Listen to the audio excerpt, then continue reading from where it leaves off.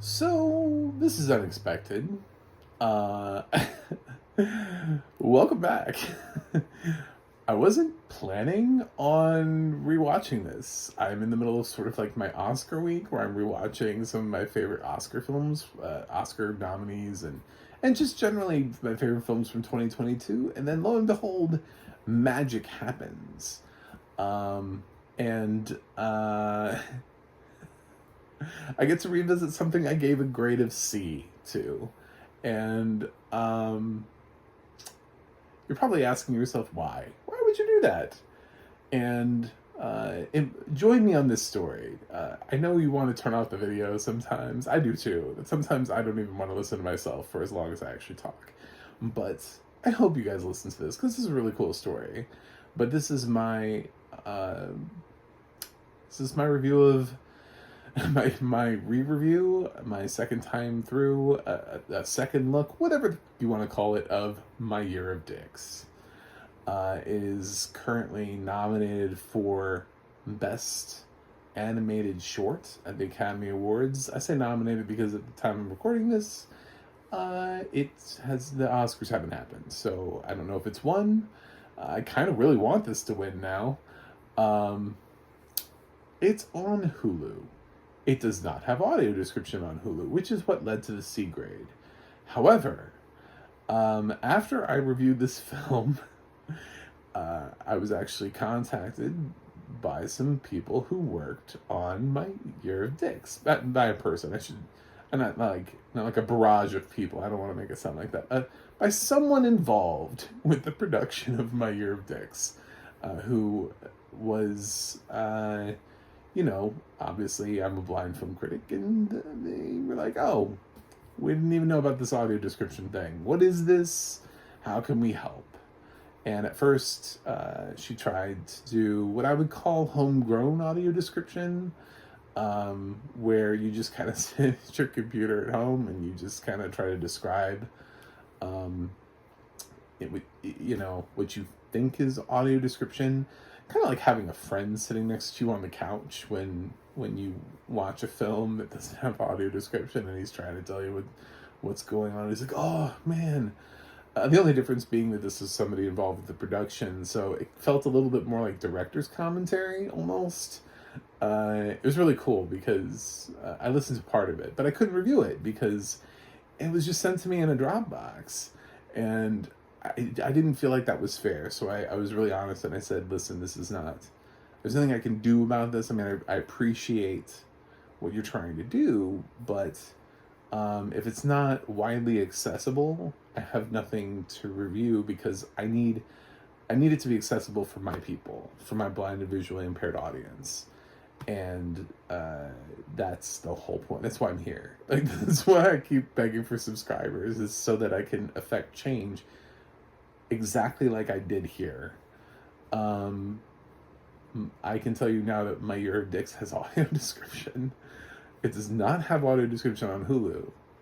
What happened is, because I know enough people now in the audio description community, and I guess I'm well known enough in the audio description community, a producer reached out to me.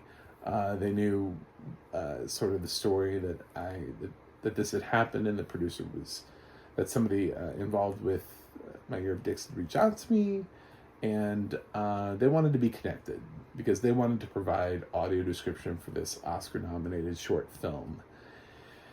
And so now we're here, and from beginning to end, basically, I reviewed a film. It did not have audio description, and like I usually do, I chastised it for not having audio description. It obviously affected my grade because I couldn't fully understand it. Somebody actually involved with the film cared enough to reach out to me about the audio description, cared enough to even try to do audio description, and then somebody in the audio description community cared enough about the film to actually provide them with audio description. So if you go to Vimeo, you know that thing that's not YouTube but still exists. If you go to Vimeo, you will find My Year of Dicks with audio description. Something tells me that if I try to link to Vimeo from YouTube, that YouTube is going to be like, It's gonna like smack me in the face.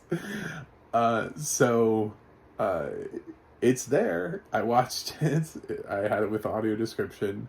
I'll try to put the link in the comments. I make no promises because I realize that it's like taking, I feel like that's like taking Burger King into like McDonald's and eating it.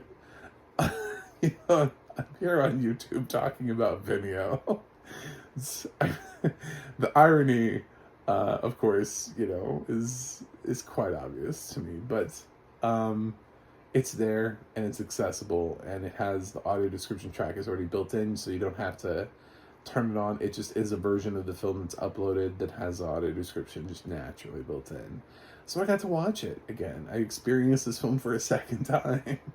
Actually, kind of like for a third time, because now I've experienced it once without audio description. I've experienced it once with sort of like partial homegrown audio description. It wasn't completed. It was just the first chapter, the vampire section, that she had was like a test run to see whether or not this would be what I needed. And then now with the new audio description that was provided, and like I said in my original review, I had a feeling that if this had audio description, I would like it more, and that's exactly true. I did like it more because there was more context that was given to things. There were things that happened. You know, animated films, it's a visual medium already, film, and animation is even more visual. You know, I mean, like the whole point of animation sometimes is exactly what you can do visually. So to be able to have that audio description worked in intertwining with the story as we move through our main character's year of dicks and the various characters. Just gave a lot more context. There were some things that didn't necessarily make sense to me before, and then I was like, oh, those are apparitions. Okay, that makes sense. That's why that scene didn't make sense before. It's like sometimes how somebody explaining something to you, and you're like, oh, okay, I get it. I get the joke now. So a lot of things kind of came together in puzzle pieces, and everything fell into place. I liked it. I don't know. I don't necessarily like watch like thousands of animated shorts. It's sort of like when I started talking about Le Poubelle, when I reviewed that, that's on Disney Plus, the live action short. I was like, I don't know what to expect from a short film. I don't watch enough of these. I don't even know where like where to grade it.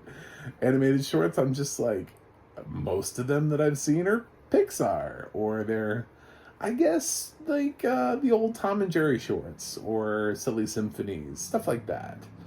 But the only other animated short I've seen this year is The Boy, the Mole, the Fox, and the Horse, which Apple is trying to make sure everybody sees. So I don't really have a huge point of reference here. But I do think it's well done, and I think it's interesting, and it's creative, and it pushes the medium in a way that we don't usually get stories like this told. It's sort of like adult Pixar, where it's trying to give you like a story with a tinge of reality and a tinge of heart to it. But it's doing so in a method that you would not want your kids to see. This is not something that you would sit down with your elementary school age kids like you would a Pixar short and be like, oh, let's watch what was the one with the islands? They were talking the islands were in love. Lava. Let's watch Lava. It's not that. This is not Lava. This is something totally different. I haven't, to be totally honest, I haven't really been passionate about an animated short since If Anything Happens, I Love You, which just really hit.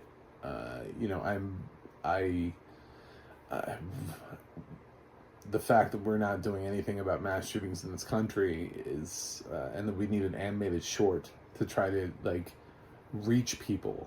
I think it's just devastatingly sad. But that one got me. So, and I was moved, and it really hit me. Bow would be another animated short that really got me. But it's hard to tell a complex story. This one's a little bit longer. I don't think it's quite as long as A Boy, the Mole, Fox, and the Horses, which I think is like 30 minutes. I think this was like 20. So this review is about to be about as long as the movie that I'm talking about. But I just wanted to share the story. So I like the film. I get to change the grade now, so that's cool.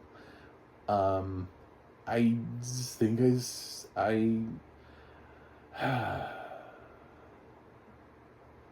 they're two different films. And when I think about this and I think about adult animation, I think about what I like from adult animation. I'm grading it based on that. I'm grading it based on like my brand of adult animation, which, to be totally honest, lies somewhere in the world of South Park and Rick and Morty and Solar Opposites and Legend of Vox Machina and I don't know, Crossing Swords and Harley Quinn, stuff like that. So judging it based on that and like trying to figure out short form, I'm gonna give the new version of my year of dicks with audio description a B plus. So I moved from a C to a B plus. I would say that's quite a jump. And I'm really happy that it's out there for people to be able to see and to be able to watch with audio description who are blind and visually impaired. I'm glad that this happened.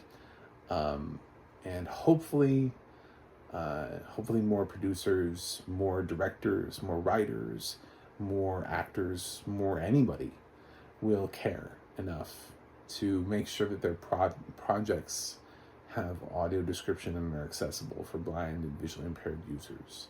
There was that story about at Sundance, Marlee Matlin was judge, and there was a film that was not accessible to her, so the entire jury walked out. And I would love for that to be done more for us too. Closed captioning is actually far more frequent than audio description is. So I think we would we'd like to have that be a little bit more of a thing. If we can get audio description, I want it to be on as many things as is humanly possible. And that's my fight. And that's what I'm trying to do. So please subscribe. I can do a lot with a lot of subscribers. Everything nowadays is about your social media reach. So, I mean, look at what I did with what do I have right now? 117 subscribers. I got an Oscar-nominated short to have audio description, and just in time for the Oscars too. So, please check it out. It's on Vimeo. So, I hope you give it a watch. Anyway, thanks for watching, and I will see you on the other side.